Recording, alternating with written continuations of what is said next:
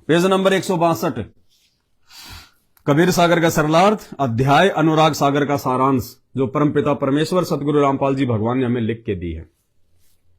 भगत के 16 गुण, आगे लिखा आभूषण, यानी भगत के 16 आभूषण कौन कौन से हैं, जिनको धारण किए बिना परमात्मा हमें स्वीकार नहीं करेगा। जिनको धारण किए बिना, उन आभूषणों को धारण किए बिना परमात्मा हमें सतलोक के लिए नहीं लेके जाएगा, नहीं तैयार करेगा, परमात्मा हमसे प्रसन्न नहीं होगा। भगत के 16 गुण अर्थात आभूषण। परमेश्वर कबीर जी ने कहा कि हे धर्मदास, भवसागर यानी काल लोक से निकलने के लिए भक्ति की शक्ति की आवश्यकता होती है। परमात्मा प्राप्ति के लिए जीव में 16 लक्षण अनिवार्य हैं। परमात्मा प्राप्ति के लिए यानी सतलोक के लिए, गुरु के दिल में जगह बनाने के लिए, गुरु के चरणों में स्थान पाने के लिए 16 गुण जरूरी हैं। भगत में 16 लक्षण जरूरी हैं। अगर एक भी लक्षण, ये 16 गुण, ये समझ लेना ये 16 कला हैं। जैसे श्री कृष्ण जी 16 कलाओं के भगवान थे, ऐसे ही जिस दिन हमारे अंदर ये 16 कला नहीं आ जाएंगी, 16 गुण नहीं आ जाएंगे, हम सतलोक नहीं जा सकते। और समय बच रहा थोड़ा, समय ज्यादा नहीं है। इनको आत्मा के 16 श्रृंगार अर्थात आभूषण कहा जाता है। जैसे सांसारिक दुनिया में जो स्त्री सारे गहने वाने टिक्की बिंदी सिंदूर वगैरह सोने चांदी के गहने वाने बढ़िया बढ़िया कपड़े पहन के हार श्रृंगार करके होठ वाट लाल करके पाउडर पाउडर लगा के, यानी जो बिल्कुल ऐश्वर्या राय बन के रहती है, उसको उसका पति मतलब उसको जो है स्वीकार करता है कि बहुत सुंदर लग रही है, बहुत अच्छी है, वाह जी वाह, धन्य हो गया मैं तो ऐसी पत्नी को प्राप्त करके। यानी वो श्रृंगार उस सांसारिक औरत के लिए उसको पति को प्रसन्न करने का साधन है। और भक्ति मार्ग में उनमें से एक भी नहीं होना चाहिए। वो झूठा हार श्रृंगार, वो झूठे गहने, सोना चांदी है, फलाना दिखना, ये पाउडर पाउडर प्लास्टिक जो भी है, होठ लाल करना, बिंदी सिंदूर मांग, कुछ नहीं, उनमें से एक भी नहीं होना चाहिए, बिल्कुल विपरीत। तो भक्ति मार्ग में 16 आभूषण कौन कौन से बताए परमात्मा ने। और भाई वो भक्ति के 16 आभूषण उसी समय धारण किए जाएंगे, वो ही भगत धारण कर सकता है जो इस काल लोक के नकली आभूषणों से मुक्ति पालेगा। अभी तक तो भाई बहन ये सोना चांदी पहनना ही नहीं छोड़ रहे, नकली आभूषण ही नहीं उतार पा रहे, तो असली आभूषण कहां से पहनोगे। उन नकलियों को उतारे बिना असली आभूषण नहीं पहने जा सकते। तो असली आभूषण क्या बताए परमात्मा ने भक्ति के। ज्ञान, प्रथम ज्ञान, ज्ञान को आधार, जैसे हम लोग साथ संगति में ज्ञान को आधार बना के परमात्मा की महिमा करते हैं। सबसे पहला ज्ञान, क्योंकि ज्ञान मार्ग है। इस ज्ञान को आधार बना के ही हम अपने गुरु के ऊपर विश्वास कर सकते हैं और आत्मा दृढ़ होकर सतलोक के लिए तैयारी कर सकती है। तो सबसे पहला ज्ञान होना चाहिए भगत को, और ज्ञान में सब कुछ आ जाता है। ज्ञान यज्ञ में सारे यज्ञ आ जाते हैं। तो सबसे पहले परमात्मा ने ज्ञान को महत्व दिया। सबसे पहला श्रृंगार क्या है? ज्ञान। ज्ञान आधार से हमारा उठना बैठना बोलना चलना, परमात्मा के प्रति हमारी श्रद्धा लगन चिंतन मनन हर चीज पे। दूसरा विवेक, भगत के अंदर बुद्धि भी होनी चाहिए। ऐसा नहीं कि किसी ने कह दिया वैसा ही मान लिया, किसी भगत ने कह दिया वो ही मान लिया, गुरुदेव के परिवार वालों ने कह दिया वो ही मान लिया, बहुत बड़ा भगत है सारनाम मिला हुआ, ये जो कह रहा सही होगा, टट्टू सही होगा। वो सारनामियों की दुर्गति हुई पड़ी है, सबकी मर्यादा खंडित है। तो परमात्मा कहते हैं ज्ञान के साथ साथ भगत में विवेक भी होना चाहिए। अपने गुरुजी की शिक्षाओं के आधार से उसको थोड़ा धैर्य रख के हर चीज पे डिसीजन लेना चाहिए। देखा देखी में डिसीजन नहीं लेना चाहिए। भक्ति का विवेक होना चाहिए। दुनिया भाग रही है तो भागने दे, भगत देखा देखी में भाग रहे हैं तो भागने दे। ये देखा देखी में भागने का समय नहीं है, आंखों पे काली पट्टी बांधने का मार्ग नहीं है, किसी के ऊपर अपने गुरुदेव को छोड़ के किसी पे भी ब्लाइंड फेथ करने का मार्ग नहीं है। तो गुरुदेव कहते हैं ज्ञान के साथ में दूसरा आभूषण है विवेक। भगत को विवेकी भी होना चाहिए। सत्य भाषण करना चाहिए भगत को, झूठ का सहारा नहीं लेना चाहिए। परमात्मा पे विश्वास रखना चाहिए, सत्य के साथ परमात्मा है। संतोष यानी भगत के अंदर धीरज होना चाहिए, धैर्य होना चाहिए, संतोष होना चाहिए, माया जोड़ने को लेके संतोष होना चाहिए, काम क्रोध को लेके भगत में संतोष होना चाहिए, प्रेम भाव होना चाहिए सबसे ज्यादा अपने भगवान में, अपने गुरु में। बिना प्रेम पावे नहीं, चाहे कोटि समाधि लाओ, चाहे कितने जब तक और आरतियां कर लो।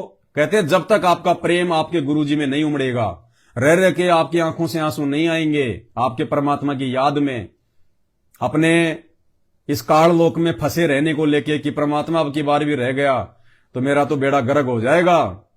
तो कहते हैं प्रेम भाव होना चाहिए भगत के अंदर। भक्तों के साथ में भी प्यार प्रेम से बोलना, मीठा बोलना, ऊंचा नहीं बोलना, किसी को गाली नहीं देनी, लड़ाई झगड़ा नहीं करना, प्रेम के साथ में। और विशेष प्रेम अपने गुरुजी में। धीरज, शांति, धैर्य, सोच समझ के काम करना, थोड़ा धैर्य रखना। अब देखते हैं साथ संगति में, हाँ भाई हम आपकी बार गुरुजी की फोटो लाए हैं बनवा के बढ़िया, लो भाई ये किस किस को चाहिए, तो धीरज नहीं रखते भगत। 40-50 तो भगत होते हैं और वो भी एक दूसरे के ऊपर आएंगे कूद कूद के, मेरे को दे मेरे को दे। अरे फोटो ही तो है, नहीं मिली तो नहीं मिली, अगली साथ संगति में मिल जाएगी। ये जगत वालों की तरह जैसे कहीं कोई भंडारा बट रहा होता है, भूख लग रही हो, दौड़ दौड़ के जाते मेरे को दे मेरे को दे। ये भक्तों के लक्षण नहीं है। धीरज धारण करो।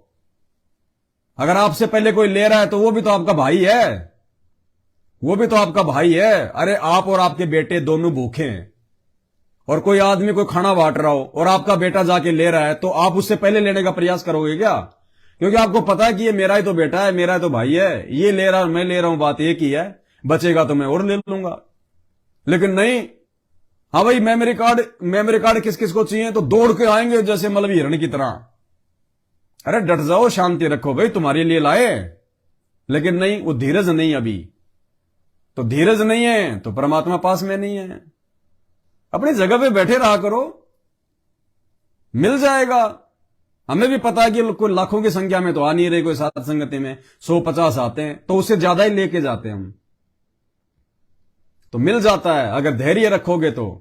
परमात्मा कहते हैं धीरज के धरे हाथी बंध्या बंध्या मन भर खाए।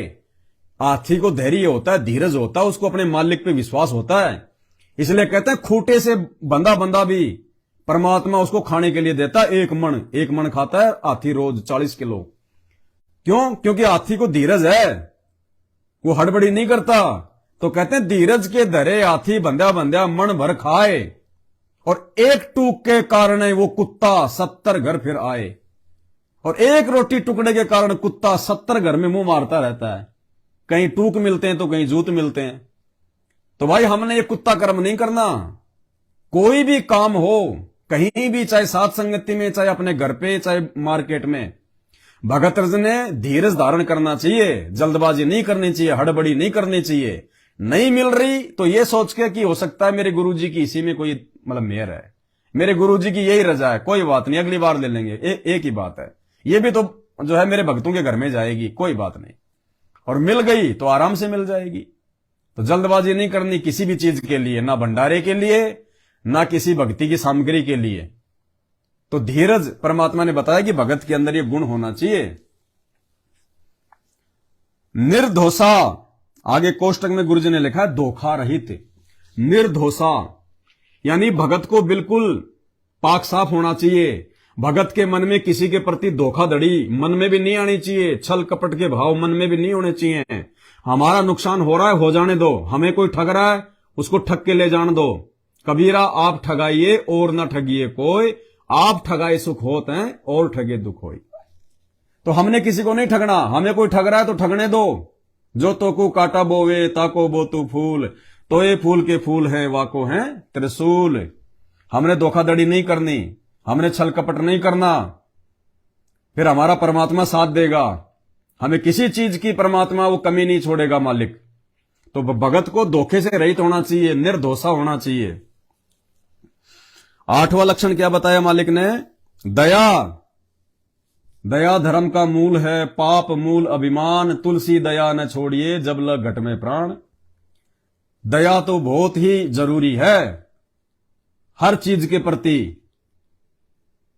इंसान के प्रति भी, जानवरों के प्रति भी। बेवजह हमने किसी जानवर को परेशान नहीं करना।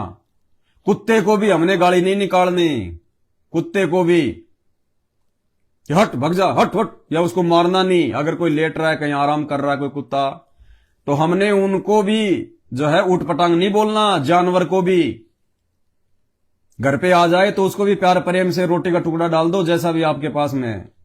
लठ नहीं मारना, कोई पत्थर नहीं मारना, दुत्कारना नहीं। वो भी हमारे भाई बहन है।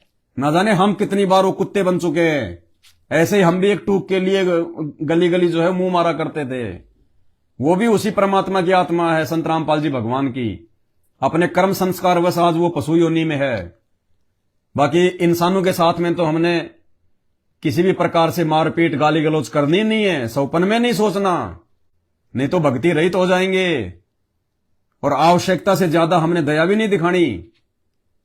मतलब दया इतनी रखनी है, बेवजह हम किसी को परेशान ना करें, हमारी वजह से किसी को पीड़ा ना हो, बस।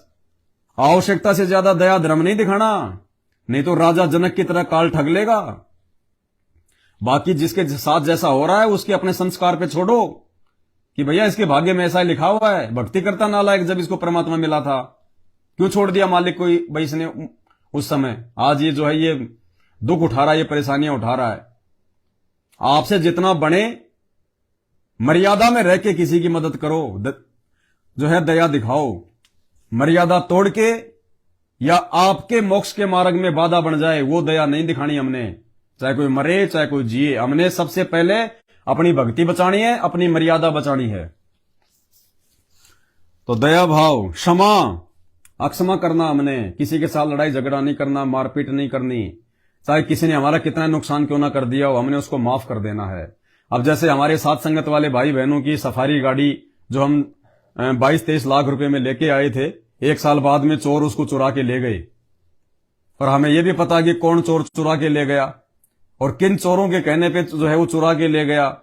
फिर भी हमने उनको क्षमा कर दिया, और क्षमा कर दिया तो परमात्मा दयालु है, मालिक ने फिर दया कर दी। तो हमने क्षमा, किसी ने हमारा नुकसान कर दिया तो कर दिया, अपने मन में उसके प्रति दोष नहीं रखना। हमने उसको अपना शत्रु नहीं समझना, अपना दुश्मन नहीं समझना। मालिक कहते हैं एक शत्रु एक मित्र है, भूल पड़ी रे प्राण, यम की नगरी जाएगा शब्द हमारा मान। गुरुदेव कह रहे तूने यदि सतलोक जाना है तो तूने पीछे इस गंदे लोक में किसी को भी अपना शत्रु नहीं छोड़ के जाना। हाँ, जबरदस्ती यदि हमसे कोई शत्रुता करता है तो वो करे। हमने अपनी तरफ से किसी को भी अपना मित्र और किसी को भी अपना शत्रु नहीं समझना, अन्यथा उस राग द्वेष के कारण हम यहीं रह जाएंगे। काल यहीं रोक लेगा कि बेटा बदला तो पूरा करके जा। तो हमने किसी के साथ में कोई शत्रुता नहीं करनी है। कोई हमारे साथ में कितना ही बुरा करे, कितना ही छल कपट करे, कितनी गालियां निकाले, कितना ही अभद्र बोले, हमने उसको क्षमा कर देना है कि ठीक है भाई, तेरे कर्म तेरे साथ। मुझे तो भगवान ने ज्ञान दे दिया और भक्ति दे दी, मेरा तो तू कुछ बिगाड़ नहीं पाएगा। मैं अपनी तरफ से तुझे कोई दुआ और बद्दुआ नहीं दूंगा, तेरे कर्म तेरे साथ। तो हमने क्षमा कर देना है। क्षमा करने वाले के साथ में गुरुजी रहते हैं, जो है परमात्मा रहता है।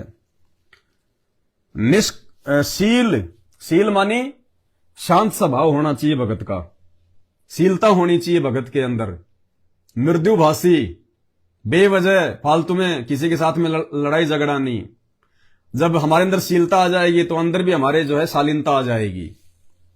निष्कर्मा, निष्कर्मा यानी कोई भी कार्य हम करें निष्कर्म भाव से करें, मन में उसकी मतलब वो इच्छा के हिसाब से ना करें। निष्कर्म, जैसे परमात्मा कहते हैं जब लग भक्ति सह कामना तब लग निष्फल सेव, कहे कबीर वो क्यों मिले निष्कामी निज देव। हमने निष्क्रम भाव से सेवा करनी है परमात्मा की। निष्क्रम भाव से हमने ये जो है अपनी ये भक्ति करनी है, आरती करनी है, ये मंत्र करने। हमने मन में कोई डिमांड नहीं रखनी। अगर हमने कोई डिमांड रखी मन में कि मेरे पास में धन हो जाए, मेरे पास में एक प्लाट हो जाए, मेरे लड़का हो जाए, मेरे लड़की हो जाए, मेरा छोरा जो है नौकरी लग जाए, तो फिर वो निष्क्रम भक्ति नहीं है, वो निष्फल हो जाएगी। वो सहकामना हो गया। तुम कामना मन में रख के फिर भक्ति कर रहे हो। तो मालिक कहते हैं जो व्यक्ति सहकाम होके भक्ति करते हैं, जो मन में कोई कामना रख के भक्ति करते हैं, कहते हैं उनकी भक्ति निष्फल हो जाती है। जब लग भक्ति सहकामना तब लग निष्फल सेव। वो सेव यानी पूजा तुम्हारी निष्फल हो जाएगी। तो हमने निष्कर्म भाव से कि परमात्मा केवल हमने अपना आत्म कल्याण चाहिए, मालिक हमने केवल इस गंदे लोग से 84 लाख योनियों से छुटकारा चाहिए, निष्कर्म भाव से हमने परमात्मा की भक्ति करनी है।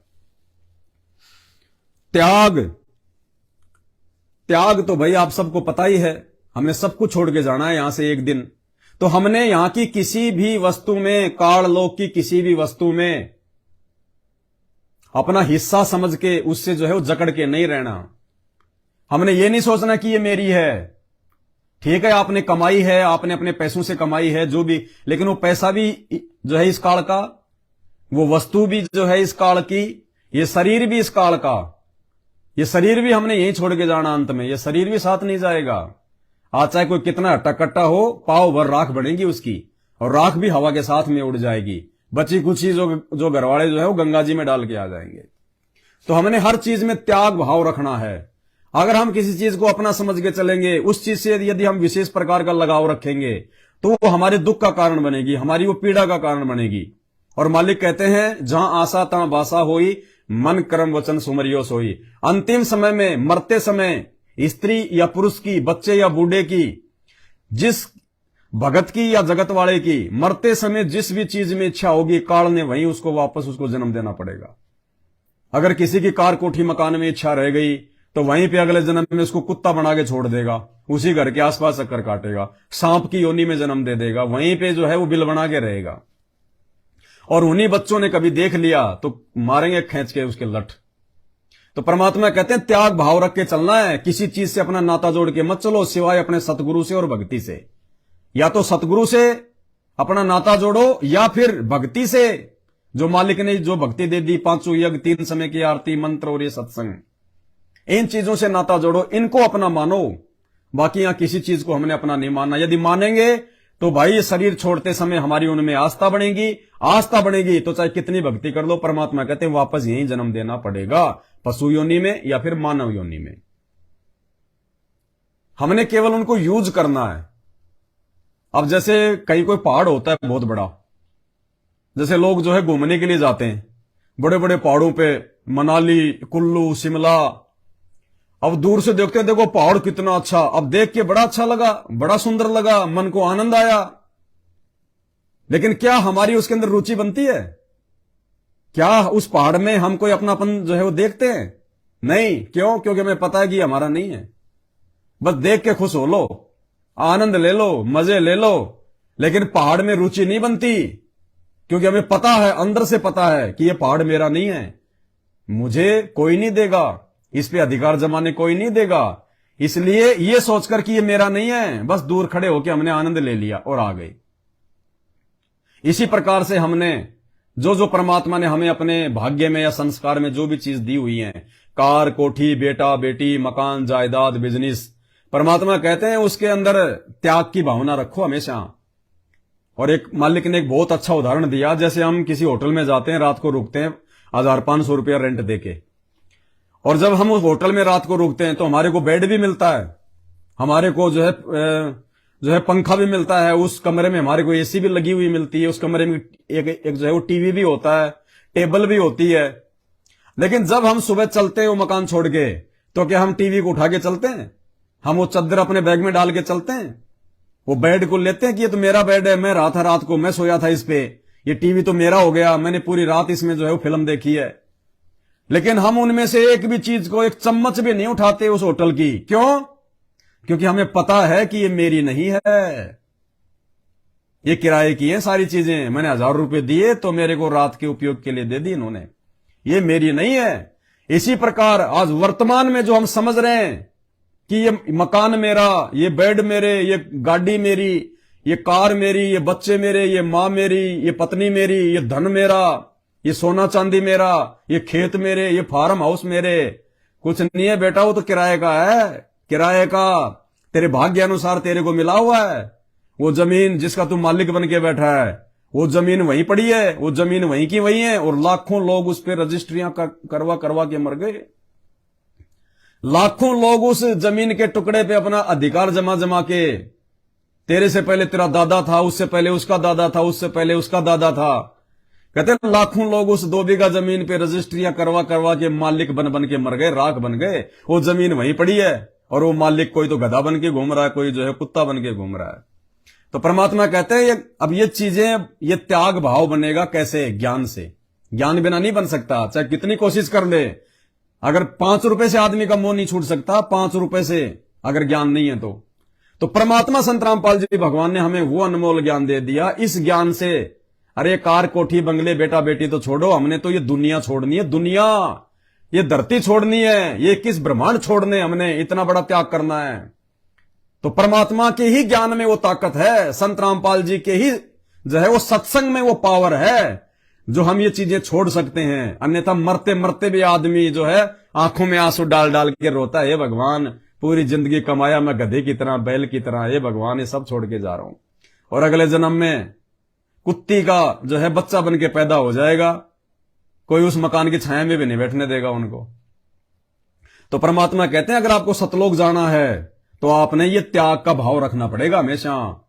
इसीलिए परमात्मा कहते हैं साईं इतना दीजिए जिसमें कुटुंब समाओ।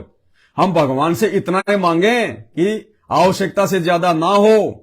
अगर आवश्यकता से ज्यादा होगा तो फिर उसमें उसको छोड़ते समय दिक्कत आएगी, फिर छोड़ते समय दिक्कत आएगी। इसलिए परमात्मा कहते हैं भक्ति मार्ग में ये अनावश्यक वस्तुओं की आवश्यकता नहीं होती। ये जोड़ जोड़ के धन इकट्ठा मत करो, मकान पे मकान मत बनाओ, जमीन पे जमीनें मत खरीदो, प्लाट पे प्लाट मत खरीदो। आवश्यकता से ज्यादा बैंक बैलेंस मत जोड़ो, नहीं तो बाद में जोड़ते ये गंदा लोग छोड़ते समय ये संपत्ति तुम्हें खींचेगी, ये वाइब्रेशन, ये तरंगे तुम्हें खींचेंगी, तुम्हारा ध्यान भटकाएंगी, तुम्हारी सुरती ऊपर जाने से रोकेंगी। इसलिए मालिक कहते हैं अगर मोक्ष चाहिए तो आपने त्याग भाव रखना होगा। और जिसने त्याग भाव रखना सीख लिया वो जोड़ेगा नहीं, और जोड़ेगा ही नहीं तो कहते हैं नंगा नहाएगा क्या, निचोड़ेगा क्या, चलो गुरुजी अपना कौन है यहां पे, चलो ये लो। तो हमने त्याग भाव रखना है, भगत भाव में चलना है, जगत भाव में नहीं चलना, दिखाना नहीं है। हम जैसे हैं वैसे हमारे परमात्मा को पता है, दुनिया को दिखाने की जरूरत नहीं है। दुनिया को हमने असंख्य जन्मों में दिखा दिया, आज तो हमारी स्थिति रोड वाली है। मालिक कहते हैं कोटि जन्म तू राजा की न्या, मिटी न मन की आशा, और भिक्षुक होकर दर दर घूम लिया, मिला ना निर्गुण रासा। असंख्य जन्म हम राजा रह चुके, ब्रह्मा विष्णु महेश रह चुके, चक्रवर्ती राजा रह चुके, बड़े बड़े सेठ रह चुके हैं। क्या कर लिया दुनिया ने देख के, और क्या हमने कर लिया दुनिया को दिखा के। आज इसी स्थिति में पड़े हम, हैंड टू माउथ हैं। फिर क्या दिखाना इस दुनिया को? हमने दिखाना अपने परमात्मा को कि मालिक देखो अंदर से हम कितने पाक साफ हो गए, उससे बात बनेगी। तो भगत के अंदर त्याग भाव बताया परमात्मा ने। बैराग, अब त्याग हो जाएगा तो बैराग अपने आप हो जाएगा, क्योंकि जब सांसारिक चीजों से त्याग हो गया तो बैराग किस चीज में लगेगा, वैराग्य किस में लगेगा, सुरती किस में लगेगी, भक्ति में और भगवान में। तो एक लक्षण से दूसरा लक्षण जो है वो जुड़ा हुआ है।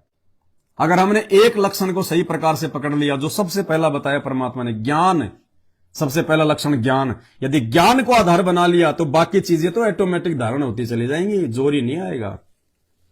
तो बैराग, हमने केवल अपने परमात्मा में बैराग लगा के रखना है कि परमात्मा छोड़ ना देना आपकी बार, मालिक ये धन भी तेरा, ये संपत्ति भी तेरी, ये बाल बच्चे भी तेरे, परमात्मा मेरा तो उद्धार जो है इसी जन्म में कर दे। तो बैराग हमने अपने परमात्मा में लगाना है, ना कि संपत्ति में, ना बेटा बेटी में। शांति निज धर्मा, शांति निज धर्मा, यानी भगत को सहनशील, मतलब वही है, सारे एक दूसरे से संबंधित हैं ये। शांति निज धर्मा यानी हमने अपने अंदर वो संतोष पैदा करना है, आत्मिक शांति पैदा करनी है, किसी के साथ में फालतू में लड़ाई झगड़ा नहीं, कोई उठपटांग कोई बातें नहीं, जगत भाव में नहीं रहना है, निष्कपट होके रहना है। भक्ति कर निज जीव उबारे, भक्ति करके हमने अपने जीव को उबारना है, अपनी आत्मा का आत्म कल्याण करवाना है हमने। मित्र सम सबको चित धारे, मित्र सम सबको चित धारे, सबको यहां पे अपना मित्र समझना है, किसी को अपना शत्रु नहीं समझना, किसी को अपना दुश्मन नहीं समझना। ये काल ने हमारे को एक दूसरे का जो है दुश्मन बना रखा है, शत्रु बना रखा है, ये हमसे लड़ाई झगड़े करवाता है, वैर भाव करवाता है, ये मन रूप में हमारे अंदर बैठा हुआ है, उल्टी प्रेरणा ये करता है। तो परमात्मा कहते हैं भक्ति कर निज जीव उबारे, मित्र सम सबको चित धारे। सबको अपने भाई बहन समझना है कि सब एक ही परमात्मा के बच्चे हैं। आपस में इस काल ने हमारे को हिंदू मुसलमान सिख ईसाई बना दिया, हमारे को जातियों में बांट दिया, इसने अमीरी और गरीबी में बांट दिया हमारे को परमात्मा ने, वो इसने इस काल भगवान ने, यहाँ के राजा ने, शैतान ने। तो परमात्मा कहते हैं हमने इस ज्ञान को आधार बना के सबको अपना भाई बहन समझना है, ना किसी को ऊंचा समझना, ना किसी को नीचा समझना। जो भक्ति करता है वो ऊंचा है, जो भक्ति नहीं करता और कुकर्म करता है वो नीच है। वो चाहे किसी भी धर्म में, किसी भी जाति में क्यों ना हो। कर्म आधार से लोग ऊंचे नीचे होते हैं, जाति और धर्म आधार से कोई ऊंचा नीचा नहीं होता। सबका एक ही धर्म है, सबकी एक ही जाति है। जीव हमारी जाति है क्योंकि सब जीव है हम, दो कोटि के। और मानव धर्म हमारा हिंदू मुस्लिम सिख ईसाई धर्म नहीं कोई न्यारा। चाहे कोई ब्राह्मण हो, चाहे ठाकर हो, चाहे जाट हो, चाहे यादव हो, चाहे बनिया हो, चाहे धानक हो, चाहे चमार हो। परमात्मा कहते हैं बेटा सबके सब तुम मां की जेर से लिपट के आए थे, योनि द्वार से तुम गंदगी में लिपट के आए हो। बाहर ना धो के कोई तो बनिया बन गया, कोई ब्राह्मण बन गया, कोई ठाकर बन गया, कोई चमार बन गया। बाकी तुम सबके सब तुम शुद्ध हो, सबके सब तुम शुद्ध हो। मां के योनि द्वार से, मां के गर्भ से तुम जेर में लिपट के आए थे। सब तुम लोग जो है वो गंदगी में लिपट के आए थे। बाहर ना धो के अपने आप में तुम कोई ब्राह्मण बन गया, कोई चमार बन गया। ये सब झूठा खेल है यहां का। तो मालिक कहते हैं हमने इस चक्कर में नहीं पड़ना कि कौन ऊंचा है कौन नीचा है। जो भक्ति करके यहां से अपना आत्म कल्याण करवा गया वो सर्वश्रेष्ठ है, वो ब्राह्मण है। ब्राह्मण सोई जो ब्रह्म पहचाने। असली ब्राह्मण वही है जो भगवान को पहचानेगा। और वर्तमान में इस धरती पे वो ब्रह्म, वो परमात्मा संत रामपाल जी है। और जिसने संत रामपाल जी को उनका ज्ञान समझ लिया और भक्ति कर रहा है, कहते हैं वो है असली ब्राह्मण है, असली पंडित वो है। जाति से कोई ब्राह्मण नहीं होता। ये जाति धर्म भगवान ने नहीं बनाए। भगवान ने तो सबको एक ही मार्ग से भेजा है। सब लोग नंगे आए थे और नंगे जाएंगे। भगवान किसी ब्राह्मण को अलग से नहीं ले जाएगा, चमार को अलग से नहीं जाएगा, जो है लेके जाएगा। और ये संत रामपाल जी भगवान, ये रियल परमात्मा, ये कहते हैं जो भक्ति करेगा उसको विमान में बैठा के लेके जाएगा। आया है सो जाएगा, राजा रंक फकीर। जिसका जन्म हुआ है वो मरे भी गा, चाहे राजा हो, चाहे रंक हो, चाहे फकीर हो। तो कहते हैं आया है सो जाएगा, राजा रंक फकीर। एक सिंहासन चढ़ चले और एक बंध्या जात जंजीर। जो भक्ति करेगा संत रामपाल जी की, कहते हैं वो तो सिंहासन पे बैठ के विमान में बैठ के जाएगा। और एक बंध्या जात जंजीर, और एक जो भक्ति नहीं करता, विरोध करता है, कहते हैं यम के दूत उसको जंजीरों से बांध के लठ मार मार के लेके जाएंगे यहां से नंगा करके।